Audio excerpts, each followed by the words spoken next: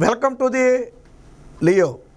సకల శాఖ మంత్రి సజ్జల రామకృష్ణారెడ్డి కొడుకు నిన్నటి వరకు వైసీపీ సోషల్ మీడియా ఇన్ఛార్జిగా ఉన్నటువంటి సజ్జల భార్గవ్ రెడ్డి తాజాగా పరారీలో ఉన్నట్టుగా తెలుస్తుంది. దీనికి పోలీసులు ఇప్పటికే సజ్జల భార్గవ్ రెడ్డి మీద కేసు నమోదు చేయటం, లుకౌట్ నోటీసులు జారీ చేయటం, వెతకడం కోసం బృందాలను కూడా దింపడం అయితే జరిగింది.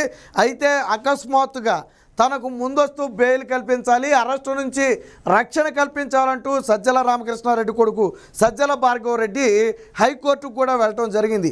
కోర్టు కూడా ఈ విషయంలో జోక్యం చేసుకోవడానికి నిరాకరించింది. ఎందుకనంటే కేసు లోతుగా విచారించాలి, ఈ కేసులో డెప్త్ ఎక్కువగా కనపడుతుంది కాబట్టి కేసు విచారణ జరగకుండా ముందుగానే అడ్డుకోవటం అనేది కుదరదు అని చెప్పి చెప్పడంతో సజ్జల భార్గవ్ రెడ్డి గొంతులో పచ్చి వెలక్కాయబడినట్టు అయింది. ఎందుకని కోర్టు నుంచి రక్షణ దొరికితే సరే ఏదో చేసి కొంతకాలం నెట్టేయచ్చు అనుకున్నాడు, కొన్ని నెలల పాటు నెట్టేయచ్చు అనుకున్నాడు. బట్ ఎప్పుడైతే కోర్టు ఈ కేసును తీవ్రతను పరిశీలించిందో ముందస్తు బెయిల్ అవ్వడానికి కానీ అరెస్టును అడ్డుకోవడానికి కానీ నిరాకరించింది. ఎందుకని నిరాకరించింది అంటే ఆ కేసు డెప్త్గా ఉంది. ఆ పోలీసులు ఏదైతే కొన్ని సెక్షన్లు పెట్టారో, పోలీసులు ఏదైతే రిపోర్ట్లో రాశారో దాన్ని చదివిన తర్వాత ఈ వ్యక్తిని అరెస్టు చేయొద్దు అని మేము చెప్పలేమని చెప్పి స్వయంగా కోర్టే చెప్పింది. అంటే కోర్టు నుంచి పొందే రక్షణ కూడా విఫలమైంది. ఆల్రెడీ ఇప్పటికే లుకౌట్ నోటీసులు ఒకవేళ దేశం దాటి పారిపోయే అవకాశం కూడా ఉన్న నేపథ్యంలో ఇండియాలో ఉండుంటే దేశం దాటి కూడా పారిపోకుండా లుకౌట్ నోటీసులు అయితే జారీ చేశారు. మరి సజ్జల రామకృష్ణారెడ్డి పత్తిత్తు కబుర్లు, ప్రతివత కబుర్లు చెప్పాడు కదా గతంలో చంద్రబాబు గారు అరెస్ట్ అయినప్పుడు. నీకు దమ్ము ఉంటే, ధైర్యం ఉంటే, నీతి నిజాయితీ ఉంటే నిరూపించుకుంటురా అని మాట్లాడాడు కదా. ఇప్పుడు సజ్జల రామకృష్ణారెడ్డిని కూడా అదే అడుగుతున్నాం. నీ కొడుకు ఎక్కడ దాక్కున్నాడో బయటికి తీసుకొచ్చి కోర్టుకు పంపి, పోలీస్ స్టేషన్కు పంపి నిజాయితీగా నిరూపించుకుని బయటకు రమ్మను. మరి ఎందుకు దాచేసావు నీ కొడుకుని? సజ్జల రామకృష్ణారెడ్డిని అడుగుతున్నా నేను, నీ కొడుకుని ఎందుకు దాచేసావు? ఇప్పుడు గతంలో నువ్వు చెప్పావుగా నీతి సూక్తులు. చంద్రబాబు గారు ఏమి నీలాగా పారిపోలేదే, లోకేష్ ఏమి నీలాగా పారిపోలేదే, ఇతర టీడీపీ నేతలేమి మీ కొడుకులాగా పారిపోలేదే. మీరు కేసులు పెట్టారు, ఎదుర్కొన్నారు, కోర్టులోనే తెలుసుకున్నారు, బయటకు వచ్చారు. మరి నీ కొడుకుని ఎందుకు దాచేసావు సజ్జల రామకృష్ణారెడ్డి? ఎందుకు పారిపోయాడు నీ కొడుకు? సజ్జల భార్గవ్ రెడ్డి తెలివి గలవాడు. ఎందుకనంటే గతంలో చేసిన పాపాలు పండుతాయని తెలుసు. ఎప్పుడైతే పార్టీ ఓడిపోయిందో ఆ రోజు నుంచి ఈ రోజుకి కనపడాల.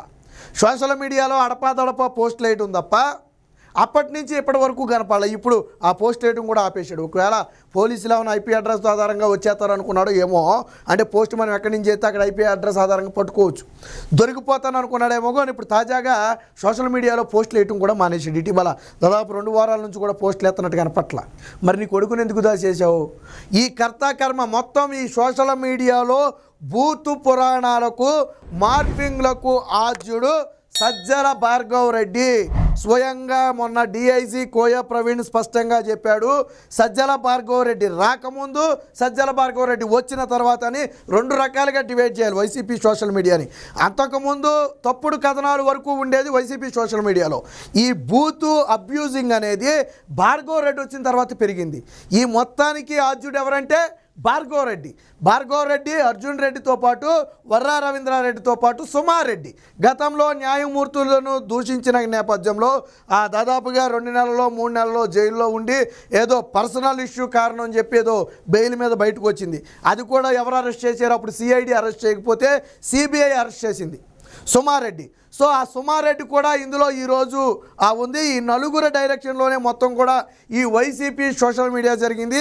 వీళ్ళే కంటెంట్ని క్రియేట్ చేసి చెత్త స్థాయికి పంపేవాళ్ళు, వీళ్ళే అబ్యూజింగ్ని ప్రోత్సహించేవాళ్ళు అని చెప్పి నిన్న పోలీసులు చెప్పడం జరిగింది. దీంతోపాటు వర్రా రవీంద్రారెడ్డి కూడా, అలాగే నిన్న అరెస్ట్ అయినటువంటి మరికొంతమంది వ్యక్తులు కూడా సజ్జల భార్గవ్ రెడ్డి పోస్ట్ చేయమంటేనే పోస్ట్ చేశాం, మాకేం తెలియదు, ఈ మొత్తానికి సజ్జల భార్గవ్ రెడ్డే కారణం, సజ్జల భార్గవ్ రెడ్డి చేయమంటేనే చేశాం అని ఎప్పుడైతే చెప్పారో అప్పుడు అడిషనల్గా మరికొన్ని కేసులు కూడా సజ్జల భార్గవ్ రెడ్డి మీద పెట్టడం జరిగింది. దీనికి సంబంధించి ఒక వార్త అయితే వచ్చింది, ఒకసారి చూద్దాం.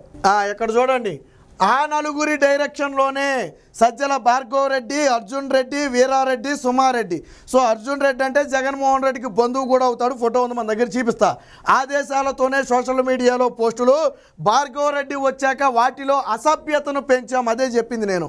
అసభ్యత అంతకుముందు ఫేక్ ఉండేది, తర్వాత అసభ్యత కూడా వచ్చింది. వాంగ్మూలంలో వర్రా రవీంద్రారెడ్డి వెల్లడి, అర్జున్ రెడ్డి జగన్కు సమీప బంధువు. అర్జున్ రెడ్డి జగన్ అనే వ్యక్తికి సమీప బంధువు. పూర్తిగా ఒక ప్రీ ప్లాన్డ్ ఆర్గనైజ్డ్ ప్రతి జిల్లాకు ఒక వ్యక్తిని నియమించుకుని వీళ్ళు అబ్యూజింగ్ ఫేక్ కంటెంట్ క్రియేట్ చేసి వాళ్ళకు పంపి అక్కడి నుంచి క్షేత్రస్థాయి వరకు పంపారు. దీనికి సంబంధించి పక్కా ఆధారాలను అయితే పోలీసులు సేకరించారు. వాళ్ళ ఫోటోలు కూడా మీకు ఒకసారి చూపిస్తాను నేను. సో వీళ్ళే ఎవరయ్యా అర్జున్ రెడ్డి అంటే, ఇదిగో ఈ వ్యక్తి అర్జున్ రెడ్డి జగన్మోహన్ రెడ్డితో ఉన్నాడు కదా, సో జగన్ రెడ్డికి బంధువు కూడా అవుతాడంట అర్జున్ రెడ్డి. ఈ వ్యక్తి ఎవరంటే రాఘవరెడ్డి అంటే అవినాష్ రెడ్డి పిఏ. మన వర్ర రవీంద్రారెడ్డి చెప్పాడు చూడండి, నేను పెట్టిన పోస్టులన్నీ రాఘవరెడ్డి ఇచ్చిన పోస్టులే, ఈ అబ్యూజింగ్ కంటెంట్ అంతా ఇచ్చింది రాఘవరెడ్డి అని చెప్పాడు కదా. ఆ రాఘవరెడ్డే ఈ వ్యక్తి. అవినాష్ రెడ్డి ఆదేశాల మేరకు ఇచ్చిన అబ్యూజింగ్ కంటెంట్ ఇచ్చినటువంటి వ్యక్తి. దీన్నే వర్ర రవీంద్రారెడ్డి పోస్ట్ చేశాడు. సో ఆ వ్యక్తే ఈ రాఘవరెడ్డి. సో అంటే పూర్తిగా వీళ్ళ డైరెక్షన్లోనే ఇది జరిగింది. నిన్న కోర్టులో తగిలిన ఎదురు దెబ్బ గురించి కూడా ఒక వార్త వచ్చింది, ఒకసారి చూద్దాం. సో సజ్జల భార్గవరెడ్డిపై బిఎన్ఎస్ కింద అంటే ఏదైతే చట్టం కింద ఒక సెక్షన్ కింద కేసు నమోదు చేశారో అది చట్టబద్ధమేనని చెప్పి కోర్టు కూడా అంగీకరించింది. హైకోర్టులో వాదనలు వినిపించిన అడ్వకేట్ జనరల్ దమ్మలపాటి అరెస్టు నుంచి రక్షణ కల్పించేందుకు కోర్టు నిరాకరణ. సో విచారణనైతే 14 వాయిదా వేశారు.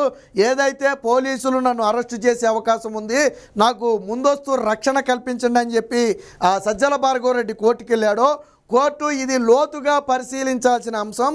ఇలాంటి సమయంలో అరెస్టు నుంచి మేము రక్షణ కల్పించలేం, మేము జోక్యం కూడా చేసుకోలేమని కోర్టు చాలా స్పష్టంగా చెప్పింది.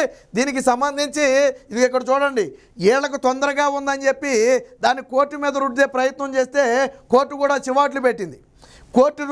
మీ తొందరను కోర్టు పైన ఎందుకు రుద్దుతున్నారని చెప్పి నిన్న కోర్టు అడిగింది. సో ఈ వాదనలపై న్యాయమూర్తి స్పందిస్తూ మీకు తొందరగా ఉందని దానిని కోర్టుపై ఎందుకు రుద్దుతారని ఘాటుగా వ్యాఖ్యానించింది. ఇది హడావిడిగా మధ్యంతర ఉత్తర్వులు ఇచ్చే వ్యవహారం కాదన్నారు. లోతుగా విచారించాల్సిన అంశమని తేల్చి చెప్పారు.